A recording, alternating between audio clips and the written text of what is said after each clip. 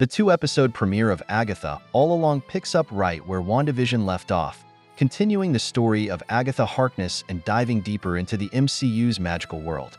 Agatha played a big role in Scarlet Witch's journey, as she was the one who caused Wanda Maximoff's fake reality in Westview to fall apart. This eventually led to Wanda's downfall and her apparent death in Doctor Strange in the Multiverse of Madness. At the end of WandaVision, Wanda trapped Agatha in her Nosy Agnes persona as punishment for seeking forbidden magic. Now, with Wanda gone and the Darkhold destroyed, Agatha's spell was bound to break, and new magical threats are on the rise. In the first two episodes of Agatha All Along, Agatha regains her memories and sets out to get her magic back. She teams up with a mysterious teen and a cast that includes 3 heroic witches and Mrs. Hart from WandaVision. Together, they face off against the villainous Salem Seven and a bitter witch as they journey down the witch's road. The same feeling carries into the end credit scene of Agatha All Along. As the names of the cast and crew roll by in a Gothic font, you can spot nods to other movies and shows in the background. Some of these details connect to things in the show, like the MCU's Witch's Road, while others come from real-life projects that share the spooky and eerie feel. The first TV show, referenced in Agatha All Along's end credits, is Bewitched. It draws on the show's heavy influence on WandaVision. Bewitched was one of the most iconic supernatural sitcoms of its time, blending lighthearted domestic humor with fantasy elements. The show featured Samantha, a witch who marries a mortal man, Darren, and attempts to live a normal suburban life. This setup mirrors the central conflict in WandaVision, where Wanda Maximoff, a superhero with extraordinary abilities, tries to create a picture-perfect suburban life while hiding her powers. WandaVision Episode 2 specifically pays homage to Bewitched by replicating its whimsical tone and setting, using mid-century suburban sets and props to create a similar atmosphere. The episode opens with an animated sequence styled like the Bewitched intro, with Wanda and Vision depicted in playful cartoon form, similar to Samantha's animated figure. The episode also showcases the classic magical hijinks that defined Bewitched, with Wanda using her powers in humorous and secretive ways, much like Samantha did. Agatha All Along borrows from this same aesthetic, but with a darker twist. Agatha Harkness's reveal as the series' antagonist is presented in a similar playful, catchy theme, but her actions and motivations are far from lighthearted. The musical sequence gives Agatha the same charm that Bewitched had, but it simultaneously flips the tone to suggest that her use of magic is manipulative and self-serving, whereas Samantha in Bewitched used her powers for good or comedic misunderstandings. This blend of sitcom nostalgia and subversive storytelling is a hallmark of WandaVision, and Agatha's reveal plays on this duality by mimicking Bewitched but with sinister undercurrents. The montage of real-life drawings, paintings, and news clippings about witches that follows the Bewitched reference in Agatha All Along serves to deepen the connection between Agatha Harkness and the cultural history of witches. By showcasing a variety of artistic representations and historical contexts, the sequence emphasizes the long-standing fascination and fear surrounding witchcraft, portraying witches as figures of both mystery and menace throughout history. This visual storytelling enriches Agatha's character, situating her within a broader narrative of witchcraft that spans centuries and aligns with the show's themes of power, secrecy, and societal perception. Following this montage, the inclusion of the clip from Disney's Snow White and the Seven Dwarfs provides a further connection to the archetype of the witch in popular culture. The scene features the evil queen, who transforms into an old hag, a classic representation of the malevolent witch. Her maniacal laughter as she slams the trapdoor shut symbolizes the cunning and treachery often associated with witches in folklore and fairy tales. This moment not only reflects the darker aspects of witchcraft, but also serves as a nod to the thematic elements of disguise and deception that permeate WandaVision. The evil queen's transformation into a witch resonates with Agatha's own duality, appearing as a helpful mentor to Wanda while concealing her true intentions.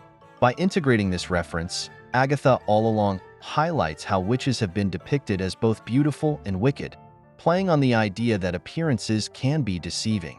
The contrast between the charming yet sinister portrayal of the evil queen and Agatha's complex character underlines the show's exploration of identity, manipulation, and the often ambiguous morality of its characters. Later in the end credit sequence is the reference to the Wizard of Oz through W. Dinslow's artwork adds another layer of meaning to the montage, reinforcing the thematic parallels between the two stories. Dinslow, renowned for his illustrations of L. Frank Baum's The Wonderful Wizard of Oz, helped shape the visual narrative of The Wizard of Oz, which has been a cornerstone of American pop culture since its publication in 1900 and subsequent film adaptation in 1939. The specific illustration shown, depicting Dorothy's first encounter with the Cowardly Lion, serves multiple purposes within the context of WandaVision and Agatha's journey. First, the connection between the Wizard of Oz and Agatha's world can be seen in the symbolic journey motif shared by both narratives. The Wizard of Oz, the yellow brick road leads Dorothy to her ultimate goal, a place where her wishes can be fulfilled.